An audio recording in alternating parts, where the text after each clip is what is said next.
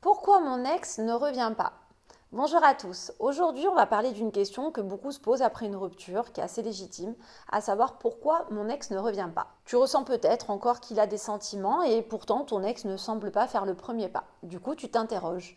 Et en même temps, je t'encourage à t'interroger puisqu'il y a des raisons profondes qui peuvent justement parfois même être conflictuelles et qui peuvent du coup amener ton ex à s'empêcher de revenir auprès de toi. On va donc voir ensemble 5 raisons principales qui peuvent expliquer ce choix.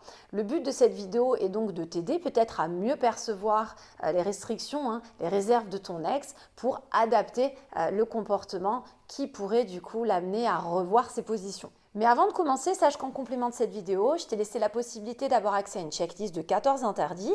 Ce sont des interdits que j'ai sélectionnés volontairement, qui sont parfois traîtres, auxquels tu n'as peut-être pas pensé. C'est un véritable guide en fait pour garder le cap. Pour y accéder, c'est très simple. Une fois que tu auras terminé cette vidéo, il te suffira d'aller dans la description et de cliquer sur le lien pour y avoir accès. Peut-être que tu me découvres pour la première fois. Je suis donc Christelle Lepage, je suis spécialisée en dynamique amoureuse, experte en reconquête amoureuse. J'essaie sur cette chaîne de te faire partager toutes les expériences que j'ai à travers les coachings personnalisés que je fais tout au long de mes journées, de te faire bénéficier aussi de conseils qui sont, j'ai envie de dire, testés et approuvés par les gens que je suis, que j'accompagne, pour t'aider justement à vraiment obtenir une seconde chance de ton ex. Si aujourd'hui tu es convaincu que votre histoire finalement n'est pas complètement terminée et que ça peut valoir le coup du coup de rattraper la situation. Donc si ce n'est pas déjà fait, je t'encourage à t'abonner à ma chaîne qui te sera forcément utile. Cliquez aussi sur la petite cloche des notifications pratiques pour être averti en fait à chaque nouvelle sortie de vidéo et du coup ne louper aucun conseil à venir. Alors pourquoi aujourd'hui ton ex semble ne pas vouloir revenir? Première raison, très courante, ton ex a besoin de temps. Alors la première chose à comprendre, c'est que ton ex a probablement besoin de temps après une rupture. On peut comprendre que même s'il reste des sentiments, il y a souvent finalement des blessures, de la confusion et beaucoup d'émotions. Prendre de la distance parfois, c'est quand même indispensable si on veut apaiser tout ça. C'est un moment en fait naturel où ton ex va chercher à digérer ce qui s'est passé, à apaiser les émotions pour ne pas revivre des tensions si jamais il y avait un retour. Alors en quoi finalement ce temps est important et pourquoi tu ne dois pas en avoir peur? Parce que ce recul permet aussi de faire finalement un tri d'une certaine façon. Ça peut amener ton ex à réfléchir aux erreurs, aux raisons, à la séparation et ça aide aussi à peut-être avancer sans faire de bêtises supplémentaires te concernant puisque ça te permet justement de moins réagir sous le couvert de l'impulsivité, occasionnée justement par ces émotions qui sont souvent très fortes. Tu l'auras compris, selon moi, ce que je dis souvent, c'est le temps en fait qui est essentiel pour que les choses se posent. Alors oui, c'est frustrant, mais en respectant finalement ce besoin, tu offres à ton ex très souvent la possibilité de revenir dans un climat plus serein, sans les émotions négatives de la rupture. Deuxième cause, ton ex a tout simplement besoin de se recentrer aujourd'hui sur lui-même, sur elle-même. Donc ça, c'est vraiment une autre raison qui peut bloquer finalement ton ex à revenir. C'est vraiment ce besoin de se recentrer sur soi. Donc là, c'est quand la rupture est souvent un moment où on a envie de revenir à l'essentiel, de se recentrer. Se recentrer, en fait, c'est le besoin de se retrouver. Donc peut-être que ton ex ressent ce besoin et a donc envie de se reconnecter, par exemple, à ses passions, à ses objectifs ou simplement à lui-même, à elle-même. Donc c'est un peu comme un moment de pause où aujourd'hui, ton ex ressent qu'il a besoin de se reconstruire. Alors en quoi finalement ce recentrage personnel est aussi positif pour toi? Il faut comprendre que quand ton ex en arrive là, ça lui permet aussi de se retrouver, donc de grandir personnellement. Ça veut dire que si un jour il ou elle est amené à revenir, ce sera forcément en étant plus équilibré, plus sûr de soi, et donc avec moins de rancœur. En réalité, en fait, c'est tout simplement bénéfique pour vous deux, puisque tu auras affaire à quelqu'un qui a fait le travail de son côté, et ça crée donc forcément de meilleures bases pour une relation future. Ça ne veut pas dire qu'à ce moment-là, du coup, tu dois couper les ponts, mais ça veut dire que c'est un laps de temps qui est nécessaire finalement pour ton ex, également pour toi, et donc pour votre relation à venir. La troisième cause qui peut amener ton ex à ne pas vouloir revenir aujourd'hui, malgré peut-être même ses sentiments, ce sont les peurs et les doutes. Alors là, il faut savoir, ce sont vraiment des freins que je rencontre moi quotidiennement durant mes coachings personnalisés. On a affaire en fait à des personnes qui tout simplement s'interrogent. Est-ce que je vais retomber dans les mêmes problèmes si je redonne une chance à mon ex? Est-ce que je ne vais pas encore souffrir? Est-ce qu'aujourd'hui, voilà, les personnes changent vraiment profondément? Est-ce que mon ex ne fait pas ça juste pour que je revienne, mais au final chasse le naturel et revient au galop? Donc en fait, ce sont des peurs qui sont tout à fait normales, surtout si des tensions en fait ou des disputes ont marqué votre relation passée. En fait, si tu prends un peu de recul, tu comprends qu'il y a souvent des craintes qui sont liées à cette peur de revivre exactement ce qui a poussé à la rupture. En même temps, là encore, en quoi finalement ces freins sont pas si mauvais pour le moment? Parce qu'elles vont permettre aussi de bien réfléchir, étant donné qu'elles sont basées sur des expériences passées, des émotions fortes et qui sont souvent du coup avérées. Je rappelle que si aujourd'hui tu es en mode reconquête amoureuse, c'est que tu tombes d'accord quand même sur quand même un grand ensemble, on va dire comme ça, des reproches qui ont pu être faits à ton égard. Donc c'est intéressant parce que ça peut aussi te prouver qu'il va falloir redoubler d'efforts pour rassurer ton ex sur peut-être des choses qui lui font peur aujourd'hui, en lui prouvant tes changements, sur la qualité, la sincérité de tes changements, des efforts que tu es prêt à fournir pour lui ou pour elle.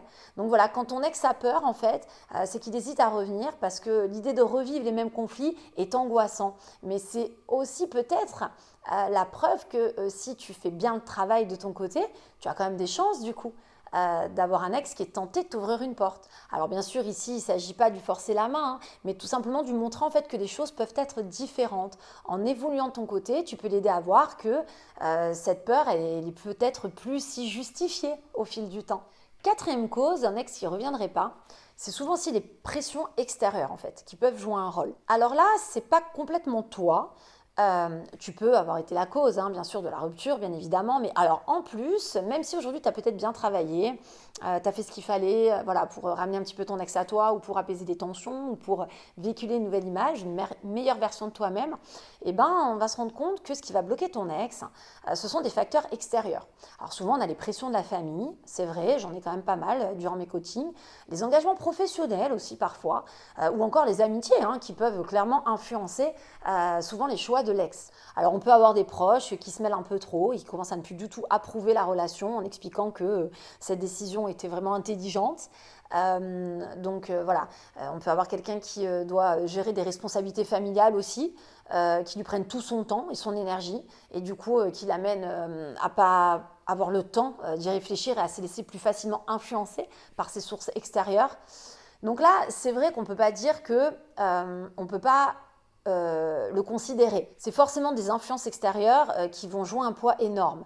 Mais d'un autre côté, par expérience, je le sais aussi, il faut quand même redoubler d'efforts parce que les gens peuvent aussi à un moment donné ressentir un manque, s'apercevoir donc des changements et se rendre compte que finalement l'entourage n'est pas très bienveillant. Souvent, l'ex va préférer se concentrer en fait sur ses priorités au départ pour garder un équilibre dans sa vie, mais ça peut, avec le temps, du coup, à un moment donné, les choses peuvent rentrer dans l'ordre, c'est-à-dire que même l'entourage aussi parfois se fatigue aussi, hein, des mauvaises influences, commence un petit peu à lâcher prise. Et moi, c'est ce que je conseille souvent. Il ne faut pas avoir peur quand tu sens demain, si tu es concerné par ce que j'évoque, que ton ex s'ouvre, mais qu'il a peur finalement hein, par rapport à la fierté ou par rapport aux gens qui l'entourent, d'être jugé. À ce moment-là, de le rassurer en disant écoute, voilà, on peut aussi se redonner une chance sans forcément en parler à notre entourage pour que tu sois vraiment sûr que ça vaut le coup et pour que le jour où tu te sens capable du coup d'expliquer aux gens que tu m'as redonné une chance, c'est avéré parce qu'en fait, ça fait plusieurs semaines, voire plusieurs mois qu'on avait déjà repris la relation et que tout est très différent par rapport à avant.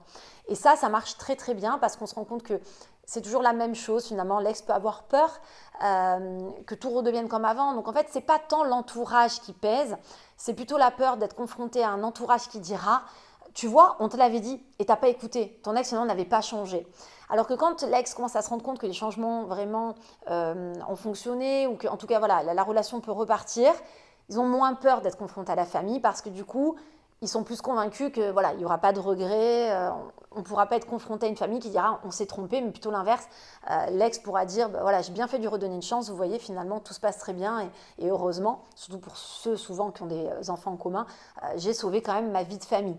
Donc c'est important de comprendre que même si c'est vrai, c'est un facteur qui peut être vraiment compliqué dans les débuts, il n'est pas il n'est pas insurmontable, voilà, dans une reconquête amoureuse. Donc tu peux vraiment prendre le parti de faire ta part du chemin, du job concernant ta reconquête, en attendant bien évidemment de laisser ces éléments un petit peu se calmer tout autour de ton ex, parce que ça peut aussi l'aider à retrouver la place émotionnelle en fait pour penser à toi, à vous, sans cette influence extérieure. Cinquième raison aussi d'un ex qui ne reviendrait pas, et celui-là aussi est très courant, c'est lorsque tout simplement ton ex doute en fait maintenant, aujourd'hui, de votre compatibilité future, quoi.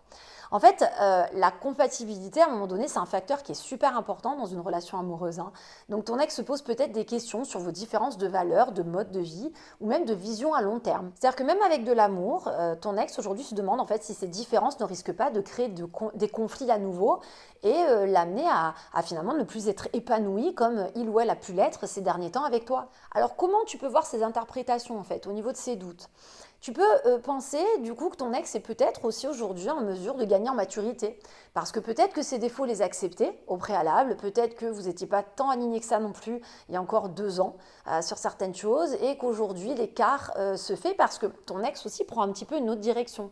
Donc il faut comprendre qu'en fait, c'est quelqu'un qui veut éviter de répéter les mêmes erreurs aujourd'hui. Mais ça ne veut pas dire du coup que c'était forcément dans une impasse. Tu peux montrer, hein, si tu es d'accord avec tout ça, bien sûr, que tu es prêt aujourd'hui aussi à évoluer de ton côté. Tu peux montrer que tu es prêt à faire des compromis, hein, et donc à travailler sur toi-même. En fait, ce qu'il faut comprendre, c'est que c'est ce type d'attitude qui peut vraiment redonner l'envie à ton ex du coup de reconsidérer ses doutes. C'est de comprendre que si ton ex a l'impression que vous êtes en train vraiment de faire ça au niveau de vos valeurs, de votre alignement, bah, tu es en mesure, toi, peut-être, de repartir un petit peu pour t'aligner à nouveau au même niveau pour du coup retrouver une relation plus épanouissante. Mais il est vrai que souvent, je le vois dans mes coachings, l'ex, au-delà des doutes, au-delà de la déception, au-delà des blessures qui ont pu être provoquées par la relation qui était compliquée sur les derniers mois, certains des années, aujourd'hui est en mesure de prendre du recul et de parler juste de compatibilité, de dire écoute, en fait, on ne se correspond plus. En fait, on n'est plus du tout alignés, quoi, toi et moi. Et là, c'est intéressant de l'entendre parce que je le répète, ce n'est pas forcément une impasse, mais c'est la preuve qu'il va falloir travailler peut-être différemment ou bien comprendre en fait sur quoi vous n'êtes pas aligné pour arriver à voir hein, si en effet c'est possible du coup de faire quelque chose de productif pour arriver à vous retrouver. Alors je te rappelle qu'en complément de cette vidéo, je t'ai laissé justement accès à une checklist de 14 interdits. C'est un guide qui va te permettre de tenir le cap dans ce moment compliqué où justement tu as généralement des difficultés à garder toute ta lucidité, ton objectivité. Si jamais la vidéo t'a plu, pense au petit like d'encouragement. Tu peux également t'abonner à la chaîne, je te conseille de le faire, c'est pas déjà fait, et à cliquer sur la petite cloche des notifications pour être averti en fait de chaque nouvelle vidéo, des nouveaux conseils donc qui vont arriver. Et puis moi en attendant, je te dis à très bientôt pour toute la suite de mes vidéos.